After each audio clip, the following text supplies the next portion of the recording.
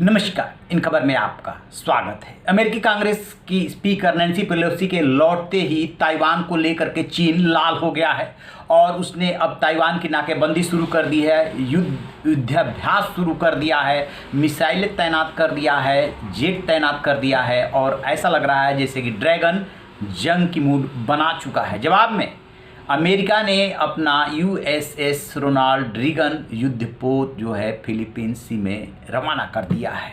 तो क्या दुनिया तीसरे विश्व युद्ध की तरफ बढ़ रही है? क्या होगा इसका नतीजा?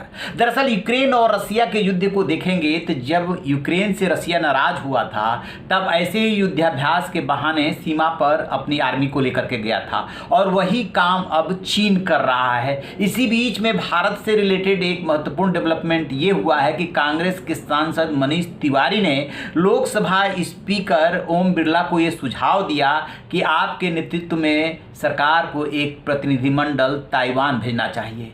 इसको लेकर के चीन लाल हो गया है। चीनी दूतावास ने एक बयान जारी किया, लीजियान ने जो प्रवक्ता हैं, और साफ साफ कहा है कि भारत वन चाइना पॉलिसी को फॉलो करे। वन चाइना पॉलिसी के तहत दुनिया से उसकी सहमति है, उसमें भारत भी आता है। यानी भारत को भी उसने धमकाने की कोशिश की है कि जो अभी तक वन चाइना पॉलिसी मानते रहे हैं उसमें फेरबदल करने की मत सोचिए। सुब्रमण्यम स्वामी ने भी इसको लेकर के ट्वीट किया है कि किस तरीके से तिब्बत पर नेहरू जी ने गलती की थी, ताइवान पे अटल बिहारी वाजपेयी ने गलती की और लद्दाख पे जो है मौजूदा प्रधानमंत्री नरेंद्र मोदी गलती कर रहे हैं।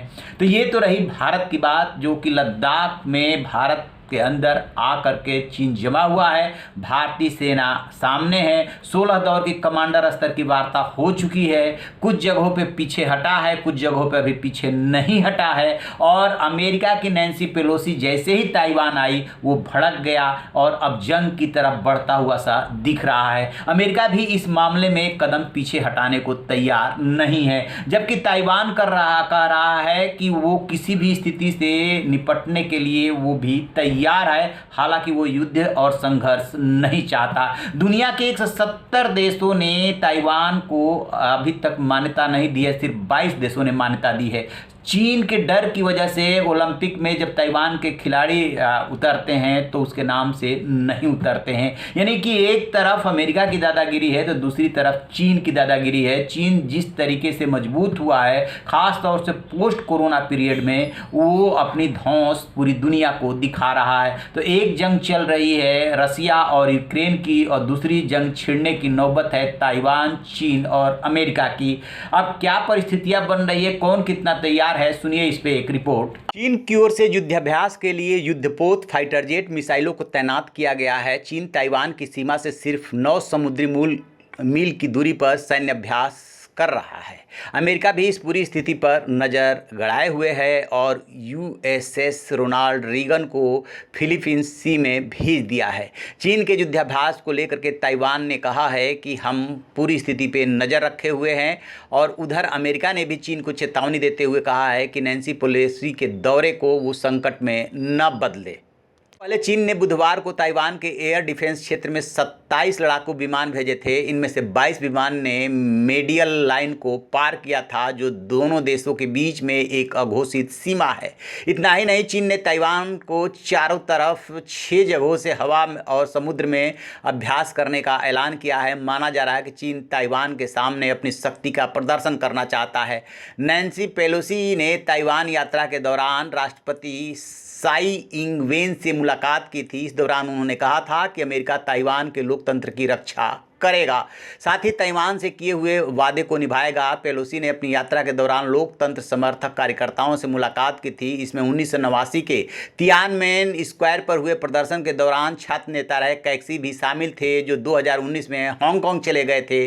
उधर अमेरिका ने चीन को ताइवान के खिलाफ सैन्य कार्रवाई न करने की धमकी दी है। ताइवान पे अमेरिका की नीति की बात है तो वह चीन की वन पॉलिसी का समर्थन करता है, लेकिन अमेरिका ताइवान रिलेशन एक्ट के तहत उसे हथियार बेचता है। इस कानून में कहा गया है कि अमेरिका ताइवान की आत्मरक्षा के लिए जरूरी मदद देगा। ऐसे में चीन नैन्सी पेलोसी के दौरे को सीधे तौर पे वन चाइना पॉलिसी को चुनौती के तौर पे देख रहा है और ये धमकी दिया था कि ये दौरा हथियार उठाने की वजह बन सकती है। उसी तरफ अब चीन बढ़ रहा है। तो जैसा कि आपने सुना, ये है स्थिति। क्या तीसरा विश्व युद्ध होके रहेगा या चीन गिदड़ भभकी देता रहा है? अब अभी भी गिदड़ भभकी दे रहा है, क्योंकि नैन्सी पेलोसी की यात्रा से पहले भी उसने यही कहा था कि जो आग से खेलता है वो उसी में जल जाता है, और वो नैन्सी पेलोसी के विमान और जो उसके साथ विमान आएंगे उसको मार गिराने से भी नहीं चूकेगा। इस तरीके की बातें करता रहा था, लेकिन जब नैन्सी पेलोसी आई तो वो सिवाय बयानबाजी करने के कुछ नहीं कर सका था। इस बार भी वो गिदड़ भभकी दे करके ही चुप हो जाएगा या हकीकत में कुछ होने वाला है, इस पर हमारी नज़र है। रही खबर, देखते रहिए इन खबर। Thank you. इन खबर चैनल को सब्सक्राइब करें।